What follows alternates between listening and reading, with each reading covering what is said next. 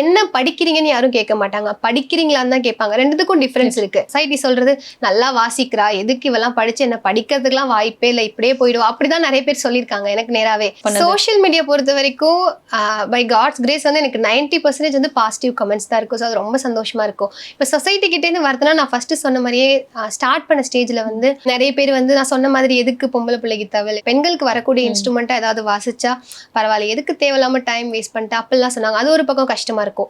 இன்னொன்று வந்து என்னன்னா, சொசைட்டியோட பார்வைன்றது என்னன்னா, தவில் வாசிக்கிறவங்க நாதஸ்வரம் வாசிக்கிறவங்க படிச்சிருக்க மாட்டாங்க அப்படின்றது தான் வந்து சொசைட்டியோட பார்வை. அது காமனா இருக்கிறது. இப்போ அந்த மாதிரி இருக்கும்போது நான் தவில் வாசிக்கிறேன், அப்போ வந்து யாராவது நான் வாசிச்சு முடிச்சுட்டு இறங்கும் போது யாராவது வந்து கேட்டாங்க, என்கிட்ட வந்து பேசினாங்கன்னா என்ன படிக்கிறீங்கன்னு யாரும் கேட்க மாட்டாங்க, படிக்கிறீங்களான்னு தான் கேட்பாங்க. ரெண்டுத்துக்கும் டிஃபரன்ஸ் இருக்கு. படிக்கிறீங்களா, நான் படிக்கவே இல்லை அப்படின்னு தான் நிறைய பேர் நினைச்சிட்டு இருக்காங்க. பிகாஸ் நான் வந்து அதாவது சொல்றது எல்லாரும் இப்போ சொசைட்டி சொல்றது நல்லா வாசிக்கிறா, எதுக்கு இவெல்லாம் படிச்சு என்ன படிக்கிறதுக்குலாம் வாய்ப்பே இல்லை, இப்படியே போயிடுவா, அப்படிதான் நிறைய பேர் சொல்லியிருக்காங்க எனக்கு நேராவே. ஸோ வந்து நான் எதனால ஃபர்ஸ்ட் ஆஃப் ஆல் நான் இப்போ லா ஃபர்ஸ்ட் இயர் படிக்கிறேன்.